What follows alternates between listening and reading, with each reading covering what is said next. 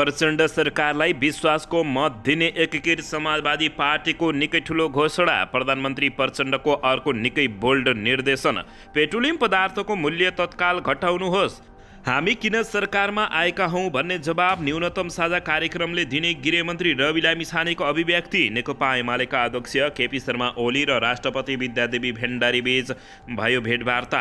सरकारको न्यूनतम साझा कार्यक्रम भोलि सार्वजनिक हुने गृहमन्त्री लामिछानेको अभिव्यक्ति। राष्ट्रिय सभाको उपनिर्वाचन 25 माघमा गर्ने मन्त्री परिषदको घोषणा। सर्वोच्च अदालतलाई सिडिओको कार्यालयको जवाफ। रवि लामिछानेको नागरिकताबाट कोही पनि पीडित भएका छैनन्। कम्बोडियामा मृत्यु भएका निराकर पाण्डेका बुबासँग प्रधानमन्त्री पुष्पकमल दाहाल प्रचण्डको भेटवार्ता। प्रधानमन्त्रीले विश्वासको मत लिएपछि मात्रै 4 बिना विभागीय मन्त्रीहरूलाई जिम्मेवारी दिने घोषणा। राप्रपाले माग्यो उप प्रधानमन्त्री सहित 4 मन्त्रालय के दिन तयार होलान् त यसबारे सम्पूर्ण जानकारी। सरकारको न्यूनतम साझा कार्यक्रमको ड्राफ्ट तयार भइसकेको विष्णु पौडेलको अभिव्यक्ति। महेन्द्र राय यादवलाई मन्त्री बनाउन डाक्टर बाबुराम भट्टराईको दौडधोप। पृथ्वी जयन्तीमा सार्वजनिक विदा नदिए पनि राप्रपा सरकारमा जाने गर्यो घोषणा। गण्डकी प्रदेशमा सरकार गठनका लागि 5 दिनको समय सीमा। मुख्यमन्त्रीको दाबी लिएर सुदूरपश्चिमका नेकपा माओवादी केन्द्रका नेता बालुवाटारमा एमाले पनि बालकोटमा जाने। एकीकृत समाजवादी पार्टीले बनायो बेदुराम भुसालको नेतृत्वमा वाम एकताको कार्यदल। शेयर बजारमा 5 अर्बभन्दा बढीको कारोबार। बजार पुँजीकरण 31 अर्ब नाग्यो। चिसो बढेपछि पुस 24 गतेदेखि 26 गतेसम्म नेपालगञ्जका विद्यालय बन्द हुने। पोखरामा इन्टरनेट सेवा प्रदायकको डेटा सेन्टरमै विद्युत लाइन काटियो। जेनेरेटरबाट सेवा सुविधा दिँदै र न्यूनतम साझा कार्यक्रममा नागरिकका विषयलाई पहिलो प्रथममा राखेको गृहमन्त्री रवि लामिछानेको अभिव्यक्ति। काठमाडौँ प्रशासनले सुरु गर्यो 10 वटा सेवामा टाइम कार्ड रोकियो। हाँस्य टेली श्रृङ्खला सकिगोनीको प्रसारण किन हो त यसबारे सम्पूर्ण जानकारी। बिचौलियामाथि प्रहरीहरूको धरपकड। श्रम कार्यालय ताहाचलबाट 14 जना पक्राउ। सन्दीप लामिछानेको मुद्दामा आज पनि सुनवाई रोकियो। अब हेर्नुहोस् पुरा समाचार। दर्शक महानुभावहरू नमस्कार। नेपाली न्युज टिभीको न्युज बुलेटिन खबरमा यहाँहरूलाई हार्दिक स्वागत छ। सदाझै आज पनि तपाईँहरूमाझ देश तथा विदेशका महत्त्वपूर्ण समाचार अपडेटका साथ उपस्थित भइसकेका छौँ। दर्शक महानुभावहरू हामीलाई तपाईँहरूले कहाँदेखि हेर्दै हुनुहुन्छ नेपाल भई जिल्ला र ठाउँको नाम लेख्नुहोला। यदि विदेशमा हुनुहुन्छ भने आफू रहेको देशको नाम पनि लेख्न नभुल्नुहोला र हाम्रो च्यानल नेपाली न्युज टिभीलाई अहिलेसम्म पनि सब्सक्राइब गर्नुभएको छैन भने सब्सक्राइब गर्नुहोला। साथै सँगै रहेको बेल आइकनलाई दबाउन पनि नभुल्नुहोला। आउनुहोस् दर्शक महानुभावहरू आजको पहिलो तथा विशेष खबरतर्फ लागौं। दर्शकबिन अन्ततः एकीकृत समाजवादी पार्टीले नेकपा माओवादी केन्द्रका अध्यक्ष पुष्पकमल दाहाल प्रचण्ड नेतृत्वको सरकारलाई विश्वासको मत दिने घोषणा गरेको छ। बिहिबार बसेको एकीकृत समाजवादी पार्टीको केन्द्रीय सचिवालय बैठकले प्रचण्ड नेतृत्वको वर्तमान सरकारलाई विश्वासको मत दिने घोषणा गरेको हो। तर सरकारमा भने सहभागी नहुने उसले निर्णय गरेको छ। 10 पुसमा प्रधानमन्त्रीमा नियुक्त भएका प्रचण्डले 26 पुसमा प्रतिनिधि सभाबाट विश्वासको मत लिने भएका छन्। 25 पुसमा सङ्घीय सांसदको अधिवेशन सुरु हुँदैछ।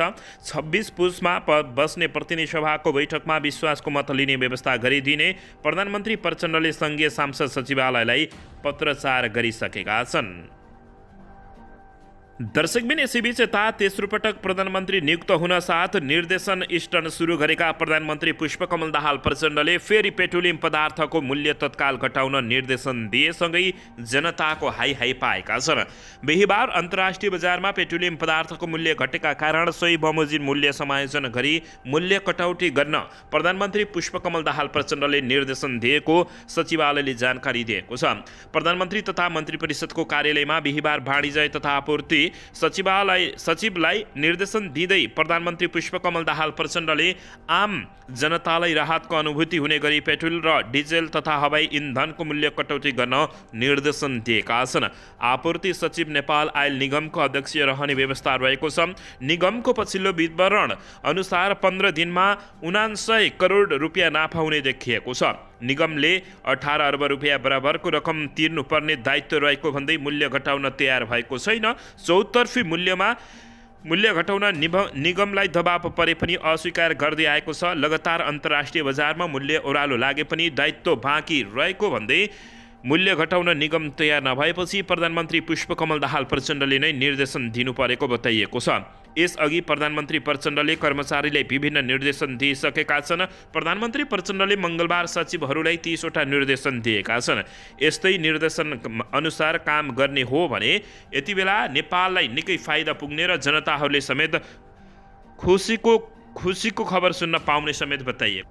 दर्शकबिन यसैबीच यता उप प्रधानमन्त्री तथा गृहमन्त्री रवि लामिछानेले न्यूनतम साझा कार्यक्रममा पार्टीका विचार सिद्धान्त पर गएर नागरिकका आवश्यकता र सरकारका विषयहरूमा समेट्ने दावी गरेका छन्। बिहिबार मन्त्री परिषदको बैठकपछि सञ्चारकर्मीहरूसँग कुराकानी गर्दै मन्त्री रवि लामिछानेले न्यूनतम साझा कार्यक्रमले नागरिकको आधारभूत आवश्यकताको सम्बोधन गर्ने बताएका छन्।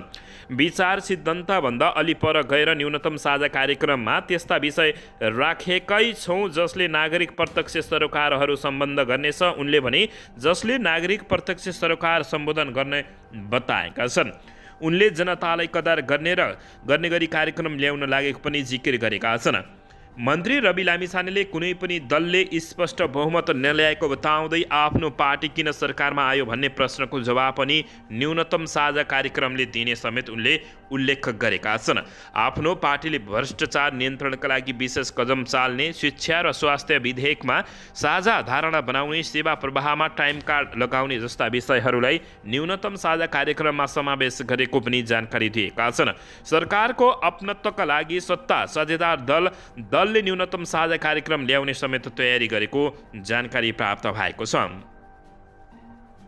दर्शकबिन यसैबीच यता नेकपा एमालेका अध्यक्ष एवं पूर्व प्रधानमन्त्री केपी शर्मा ओलीले राष्ट्रपति विद्यादेवी भण्डारीलाई भेटेका छन्। बिहिबार बिहान राष्ट्रपति भवन शीतल निवास पुगेर केपी शर्मा ओलीले राष्ट्रपति विद्यादेवी भण्डारीसँग भेटघाट गरेका हुन्।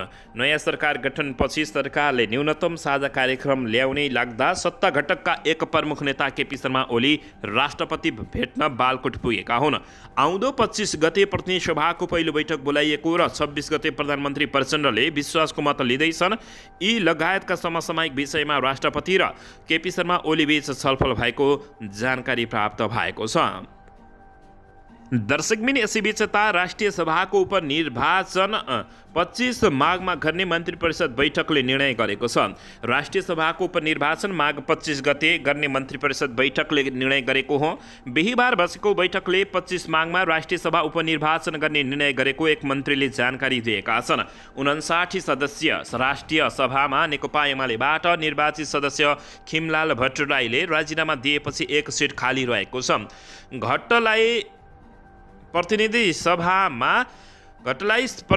सदस्यमा निर्वाचनमा भाग लिन गत मङ्सिरमा पदबाट राजीनामा दिएका थिए। यसैबीच संविधान अनुसार पद रिक्त रहेको 35 दिनभित्र उपनिर्वाचन गर्नुपर्ने राष्ट्रिय सभा सदस्य निर्वाचनमा प्रदेश सभा सदस्य र स्थानीय तह उपप्रमुख, प्रमुख र अध्यक्ष उपाध्यक्षले मतदान गर्न पाउने समेत जानकारी प्राप्त भएको छ। दर्शकबिन यसैबीच यता कम्बोडियामा मृत्यु भएका निराकर पाण्डेका बुबा आवासँग प्रधानमन्त्री प्रचण्डको भेटघाट भएको छ। कम्बोडियाको ग्रान्ड डायमन्ड सिटी क्यासिनोमा भएको आगलागीमा परि मृत्यु भएका निराकर पाण्डेका परिवारसँगै प्रधानमन्त्री पुष्पकमल दाहाल प्रचण्डले भेटवार्ता गरेका छन्। प्रधानमन्त्रीसँगको भेटमा निराकारका बुवा अग्नि पाण्डेले छोराको अप्रत्याशित निधनले आफूहरू स्तब्ध भएको भन्दै सरकारले देखाएको चासो एवं जिम्मेवारीप्रति धन्यवाद व्यक्त गरेका छन्। प्रधानमन्त्री प्रचण्डले निराकरको निधनप्रति दुःख व्यक्त गर्दै परिवारजनप्रति समवेदना व्यक्त गरेका थिए। प्रधानमन्त्री प्रचण्डले निराकरको शव नेपाल ल्याउन र परिवारलाई सरकारको तर्फबाट सहयोग गर्ने प्रतिबद्धता व्यक्त गर्दै धैर्य धारणका लागि निराकरका बुबा अग्निलाई आग्रह गरेका छन्। यसैबीच भेटमा प्रचण्डसँगै उपप्रधानमन्त्री एवं अर्थमन्त्री विष्णु पौडेल, उपप्रधान एवं भौतिक पूर्वाधार मन्त्री नेता नारायण काजी श्रेष्ठ, उपप्रधान एवं गृहमन्त्री रवि लामिछाने पनि सहभागी भएको जानकारी प्राप्त भएको थियो। यसअघि दर्शक महानुभावहरू प्रधानमन्त्री पुष्पकमल दाहाल प्रचण्डले निराकरको शव नेपाल ल्याउन छिट्टै बन्दोबस्त गर्न र सहज गरिदिनको लागि निर्देशन समेत दिएका हुन्। दर्शकबिन यसैबीच यता नेकपा एमाले नेतृत्वको 7 दलीय गठबन्धन सरकारका 4 बिना विभागीय मन्त्रीले प्रधानमन्त्री पुष्पकमल दाहाल प्रचण्डले आगामी 26 गति विश्वासको मत लिएपछि मात्रै जिम्मेवारी पाउने बताइएको छ। प्रधानमन्त्री प्रचण्डसँगै गत पुस 11 गते राष्ट्रपतिको कार्यालयमा शपथ लिएका ती मन्त्रीहरूले प्रधानमन्त्रीले विश्वासको मत लिएपछि मात्रै जिम्मेवारी पाउने बताइएको छ। मन्त्रीमा नियुक्त भएर अनि अल्पत्र अवस्थामा रहेका मन्त्रीहरूमा धनकुटाबाट निर्वाचित राजेन्द्र राई, 12 की ज्वाला कुमारी शाह र बैतडीका दामोदर भण्डारी रहेका छन्। त्यसैगरी जनमत पार्टीका अब्दुल खान पनि अहिले बिना विभागीय रहेका छन्।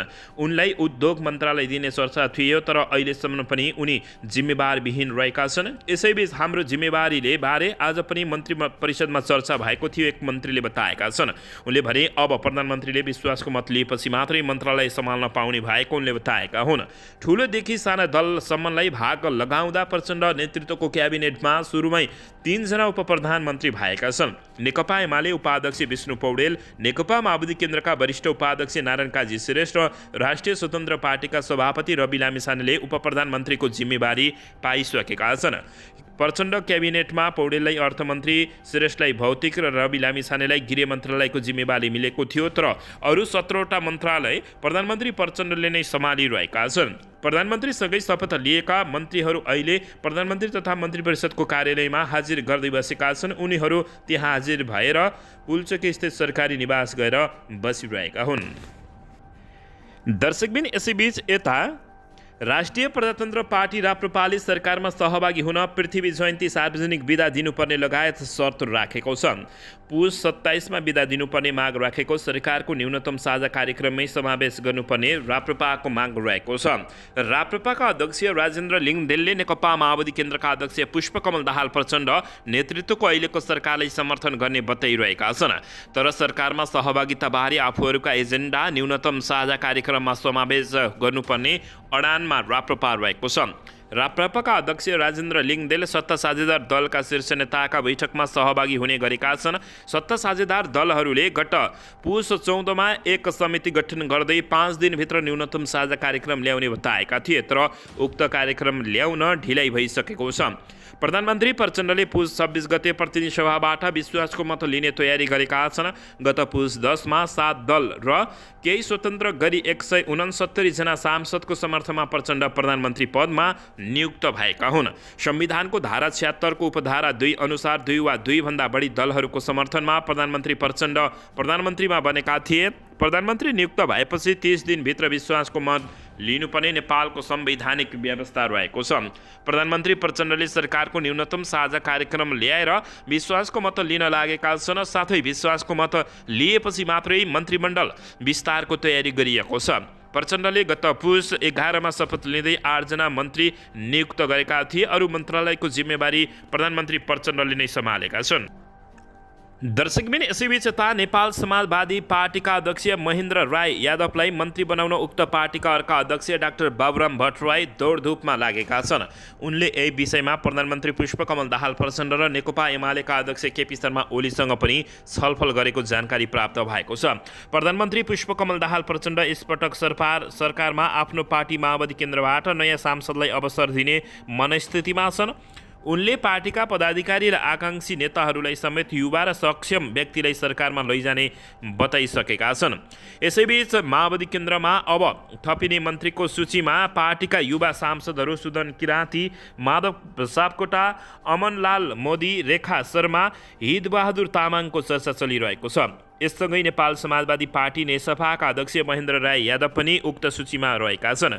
नेसपासँग पार्टी एकताको विषय अघि बढेसँगै यादवलाई मन्त्री बनाउन उक्त पार्टीका अर्का अध्यक्ष डाक्टर बाबुराम भट्टराईले दौडधुप थालेका छन्।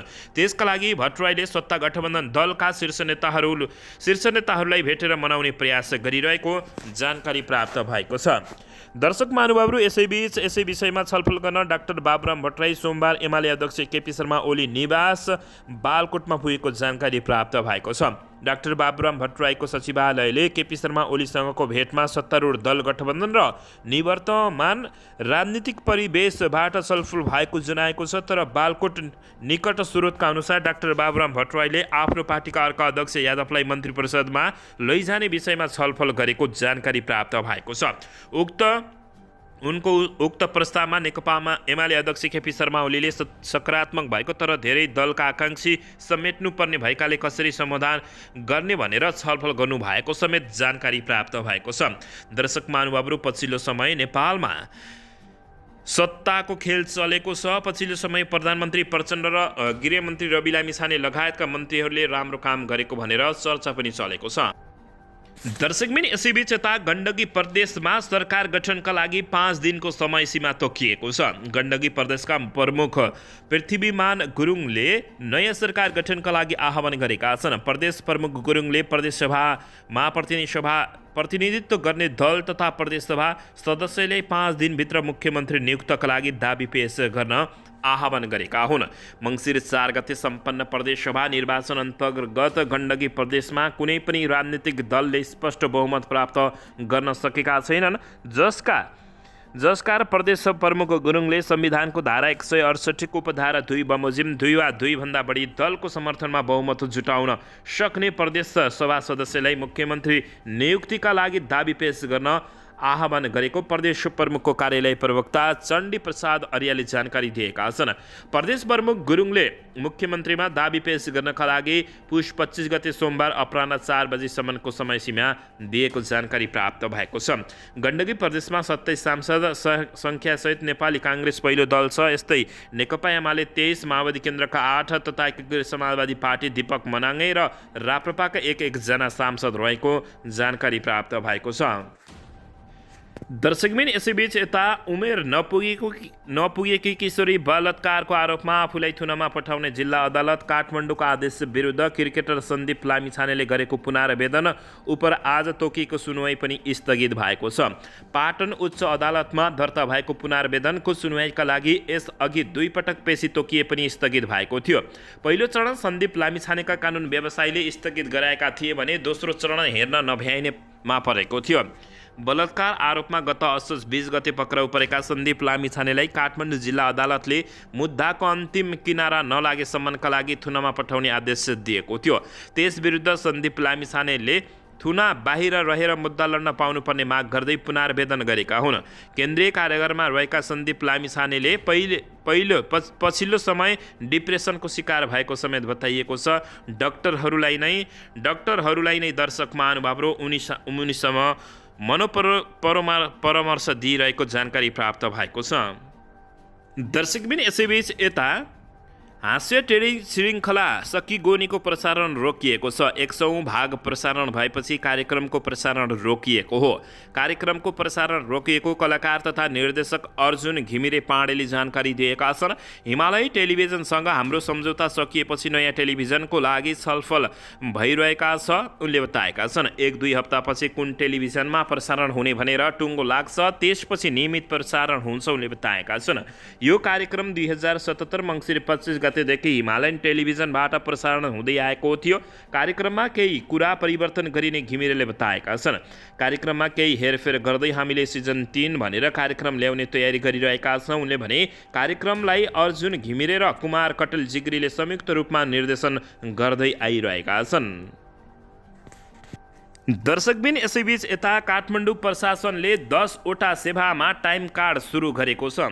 जिल्ला प्रशासन कार्यालय काठमाडौँले प्रशासनबाट प्रभाव हुने 10वटा सेवामा टाइम कार्ड लागू गरेको छ। काठमाडौँका प्रमुख जिल्ला अधिकारी पर्जी घनश्याम उपाध्यायले बिहिबारबाट दैनिक प्रवाह हुने 10वटा सेवामा नियमित निश्चित समय र अवधि तोकेर सेवा प्रवाह र व्यवस्था मिलाइएको बताएका छन्।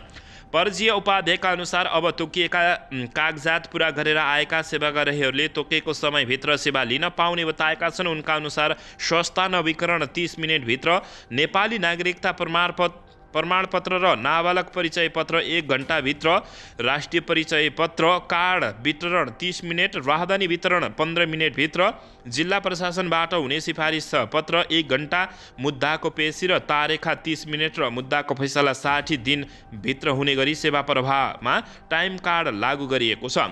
त्यस्तै शुक्रबार बाहेक कार्यालय खुल्ने समय 5 दिन दिउँसो 3 बजेदेखि 4 बजेसम्म पर्जीयले गुनासो सुन्ने व्यवस्था पनि मिलाइएको बताइएको छ। प्रशासनले 65 वर्ष उमेर नागेका अशक्त बच्चा बोकेका महिलाहरूलाई लाइनमा नबसी सेवा पाउने प्रबन्ध पनि सुरु गरेको जानकारी प्राप्त भएको छ। त्यस्तै 75 वर्षमाथिका वृद्धहरूलाई प्रशासनले सहयोगी नै खटाएर सेवा प्रदान गर्ने व्यवस्था पनि सुरु गरेको पर्जी उपाध्यायले जानकारी दिएका हुन्।